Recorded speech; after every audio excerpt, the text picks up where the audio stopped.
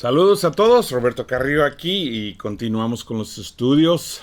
Espero que esto les esté animando e inspirando y tal vez retando un poquito tu manera de ver las cosas y ojalá levantando aún preguntas que te van a causar o inspirar e investigar más al fondo.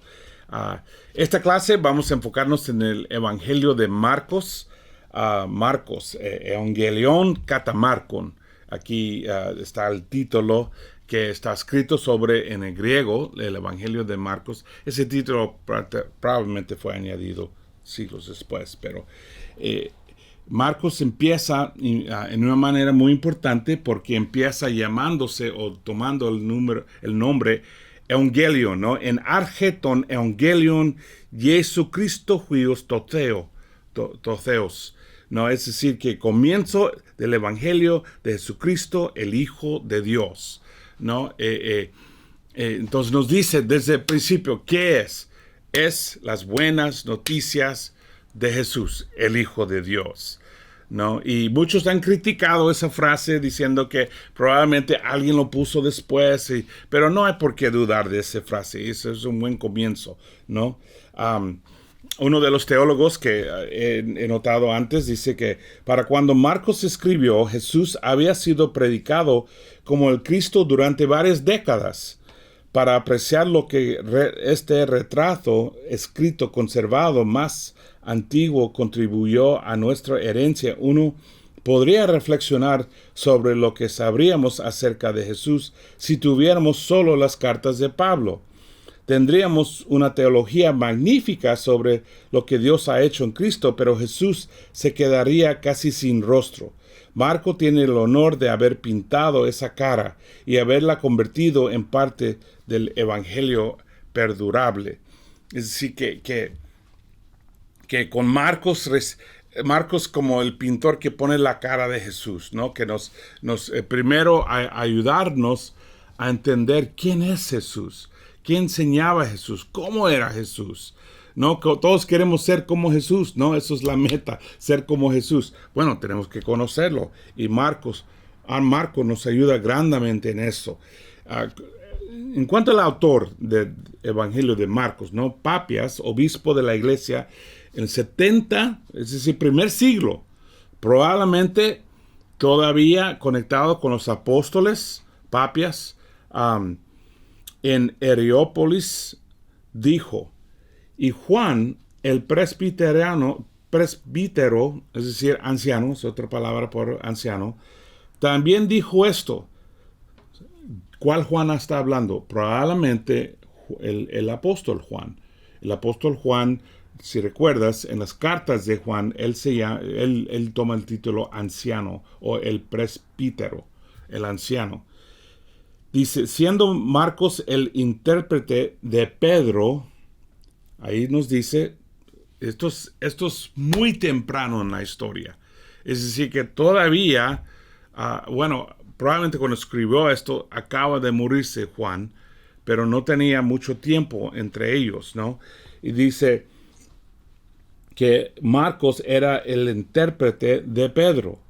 Todo lo que registró lo escribió con gran precisión, pero no, sin embargo, en orden en que nuestro Señor le dijo o lo hizo, porque ni escuchó ni siguió nuestro Señor.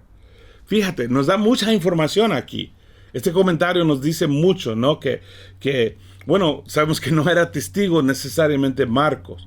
Marco probablemente, nos dice que era asistente de Pedro, intérprete de Pedro, entonces sabe mucho, y lo que él está escribiendo más bien es el punto de vista de Pedro. Podemos, por eso, aunque tiene su nombre, el Evangelio de Marco, es realmente el Evangelio de Pedro, ¿no?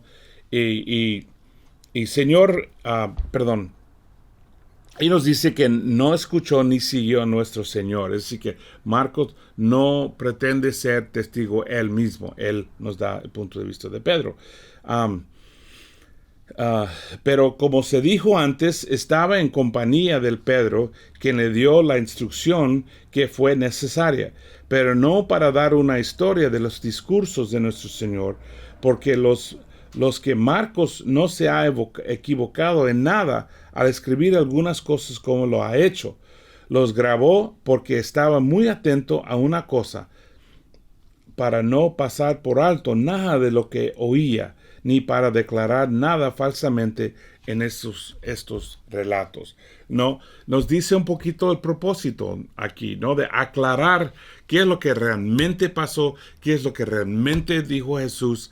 Entonces, seguramente tiene el propósito el Evangelio el autor, Marcos, a enseñarnos la verdad de Jesús y escribir algo que tiene la verdad, que es correcto. No es, quería organizar todas las historias que están diciendo la gente. No, esto él lo miró y lo repasó cuidadosamente para asegurar que todo lo que tenía era verídico, ¿no?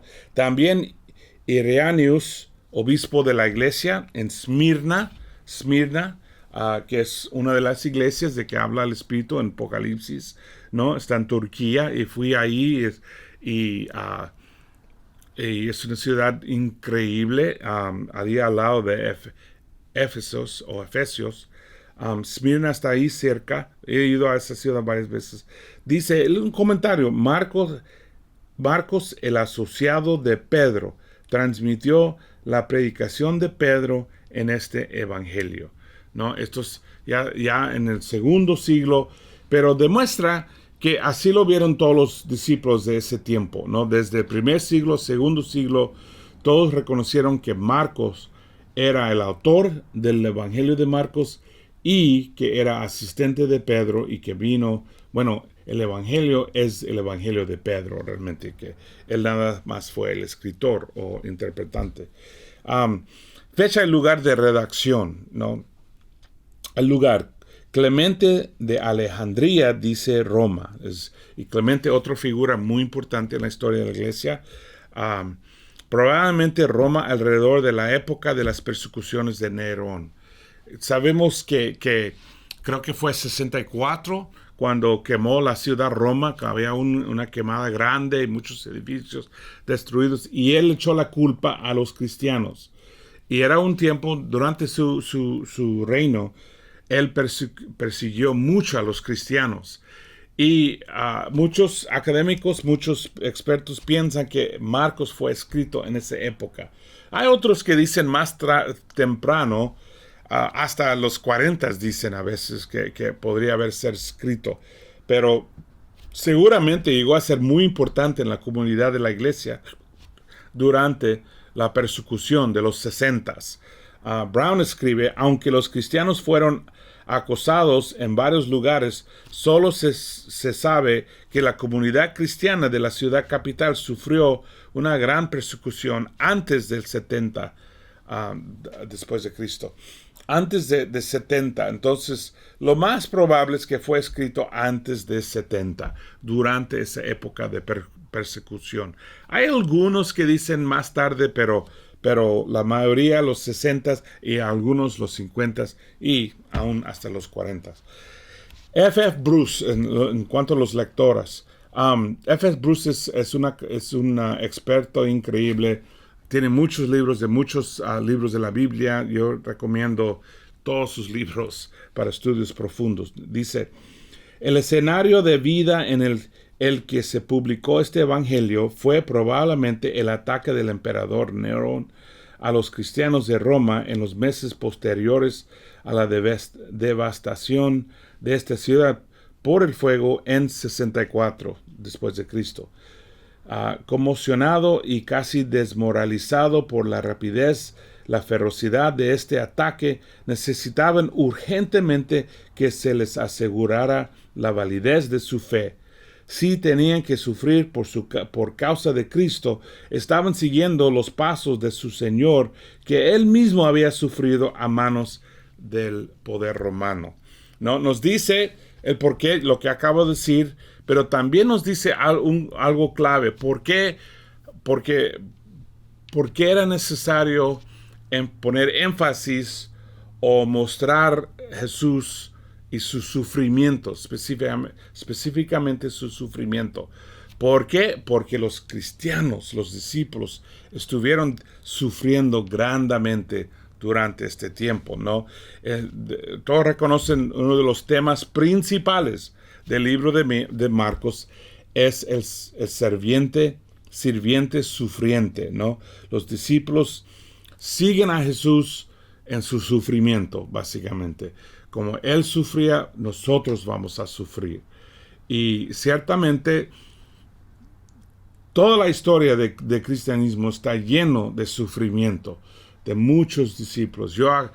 Hace unos años, pocos años, 2, 3 años, yo estuve con una charla bíblica hablando con ellos en Egipto. Me dijeron como un grupo de radicales entraron en su casa y golpearon a los hermanos, atacaron hasta con un cuchillo, atacaron a un hermano y iban a llevar a una hermana en el carro y gracias a Dios ella escapó. Y tenían que vivir con eso. Otro hermano que descubrieron que él y su esposa se habían convertido mientras que él estuvo trabajando.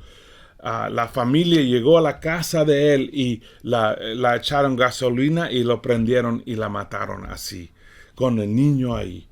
Eso fue hace como 3 años, nada más. Es decir, que la persecución sí existe. Nosotros vivimos... la mayoría que están escuchando esta clase, vivimos en un mundo que acepta el cristianismo. Vivimos en un mundo que, está disminuyendo mucho la influencia de Cristo, pero todavía es aceptable. Y puede llegar el día que ya no es aceptable.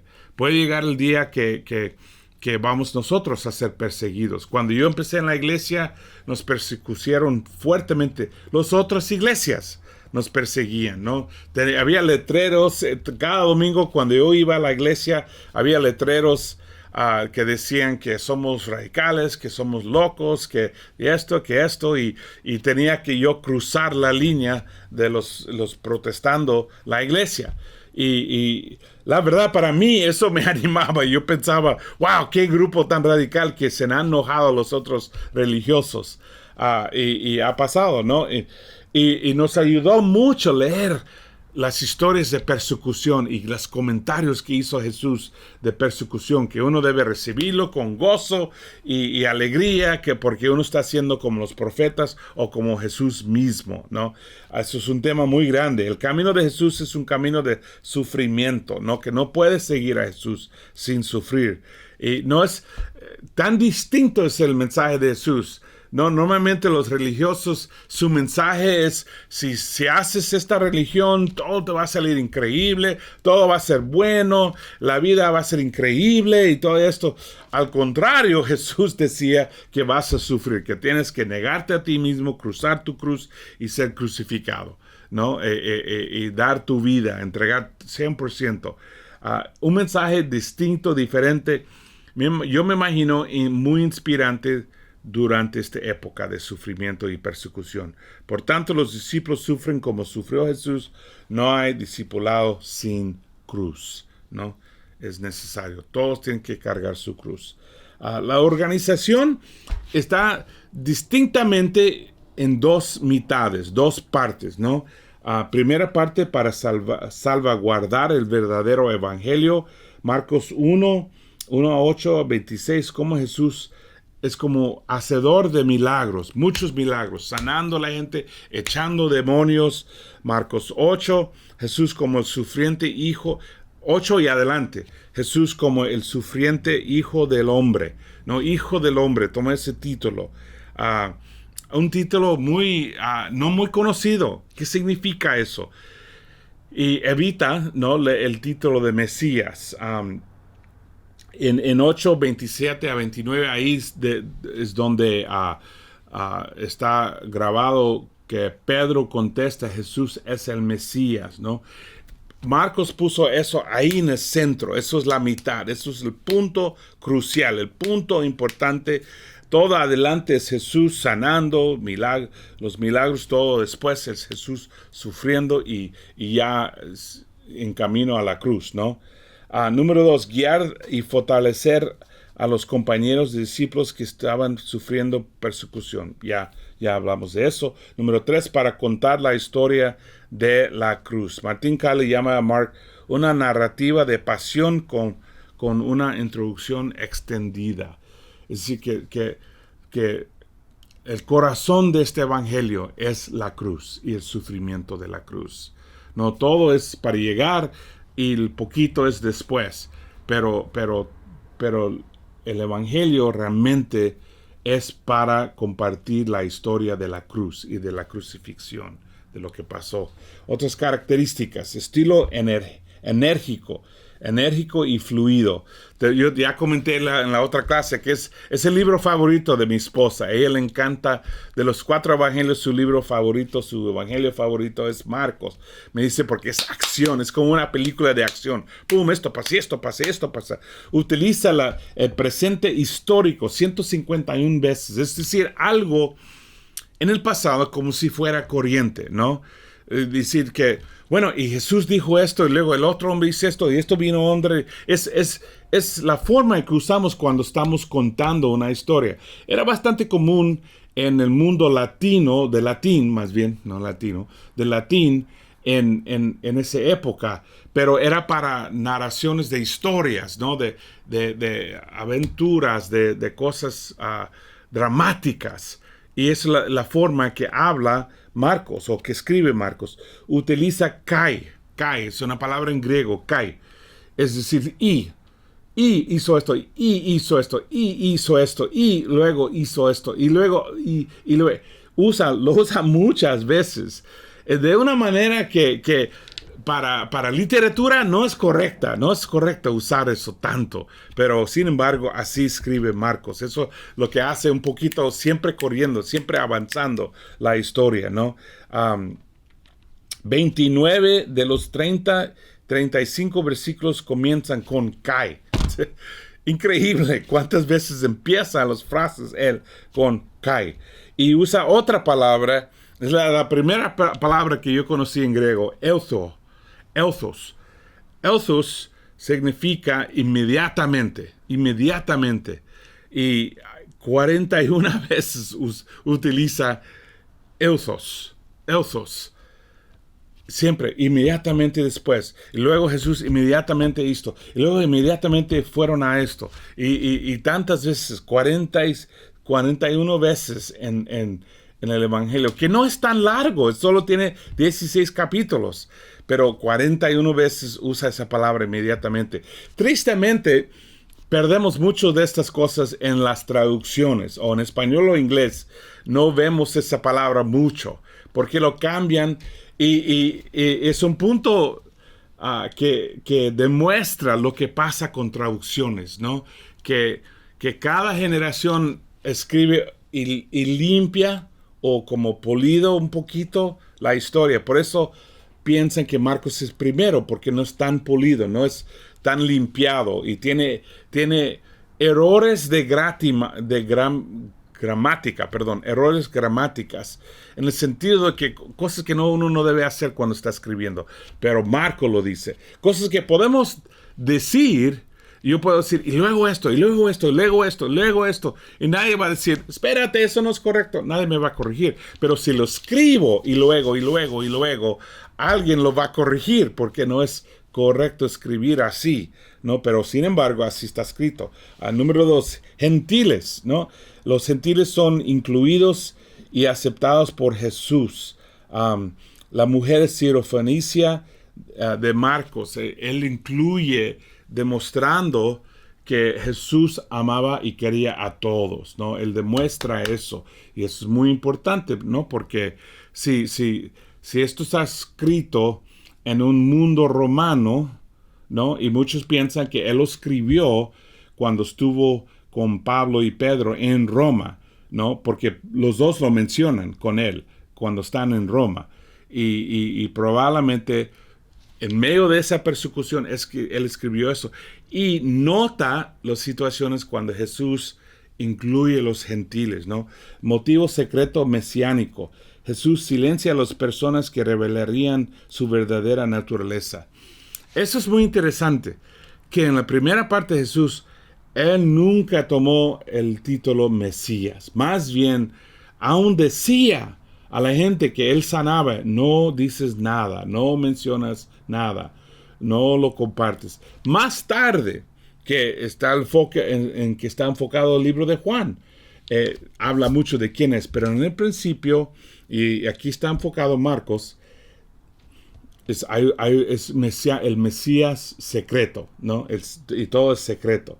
¿Por qué? ¿Por qué piensas tú? Hablaremos de eso.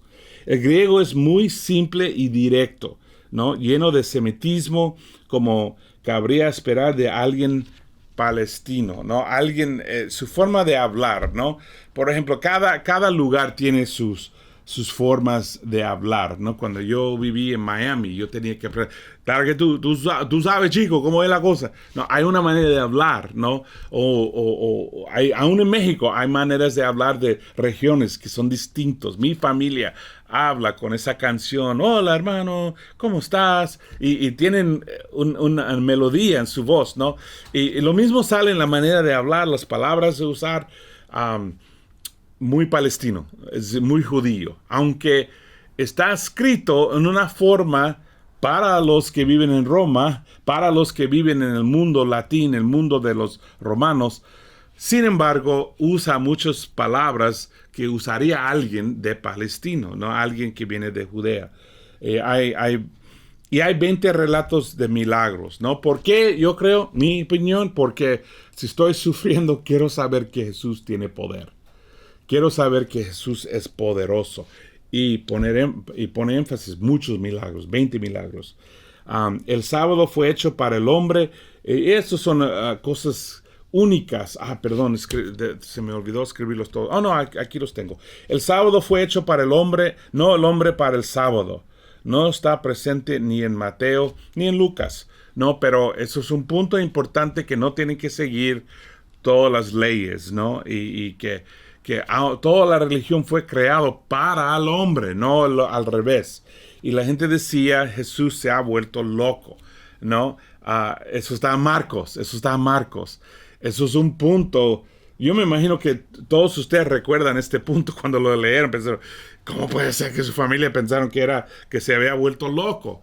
Pero eso es parte de la persecución. Yo me imagino que muchos judíos y gentiles en Roma, eso es lo que pensaban sus familias. ¿Por qué no niegas a Jesús? Puedes vivir, puedes escapar. Solo tienes que negar a Jesús y ganas tu vida, ¿no? Me imagino que muchos pensaron que ellos eran locos, ¿no? A parábola de la semilla que crece, ¿no? De cómo crece el reino.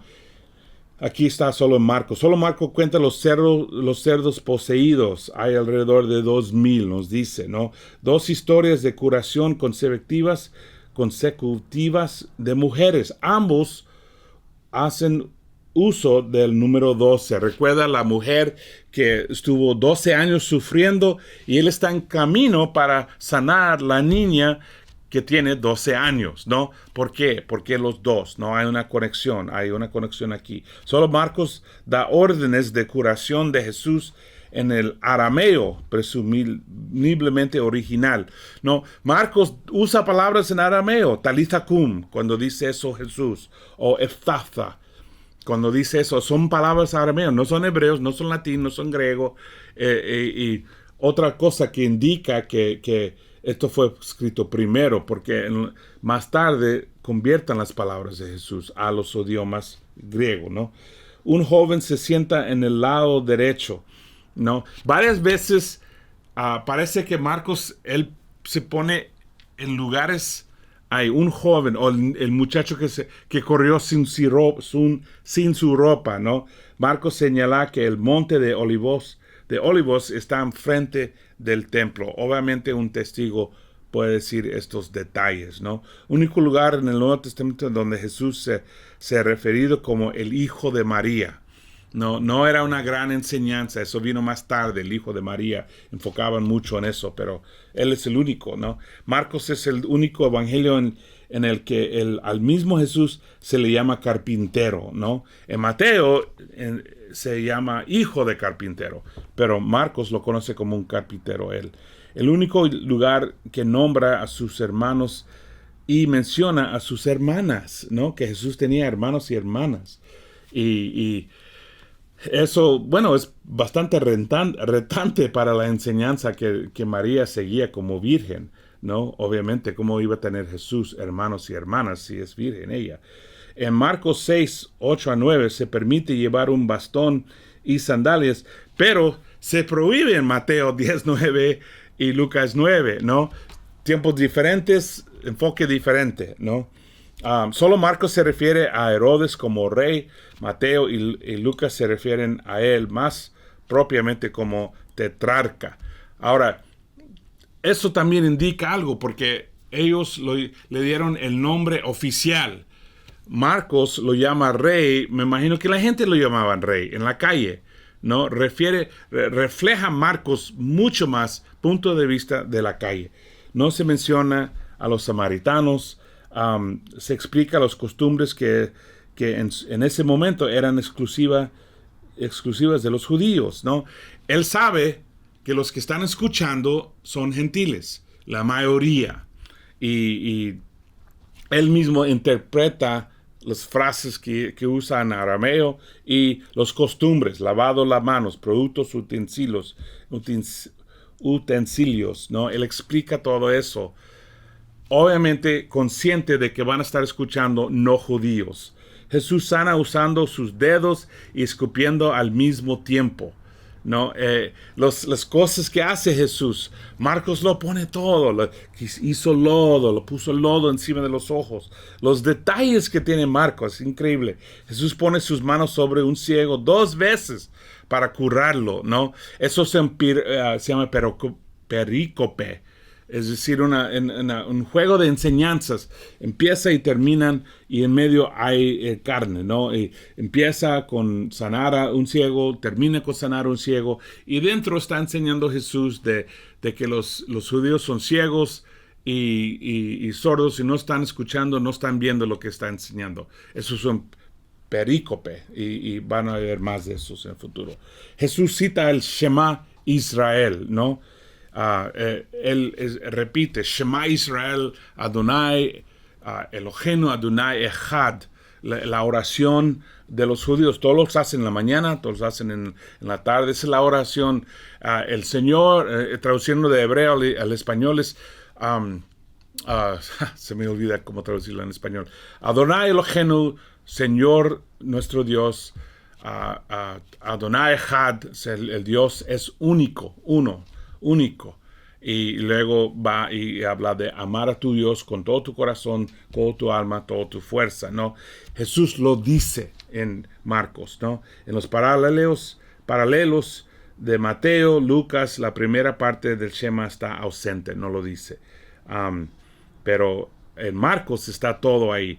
Y eso es importante porque era una oración, ¿no? No era nada más una frase, un dicho.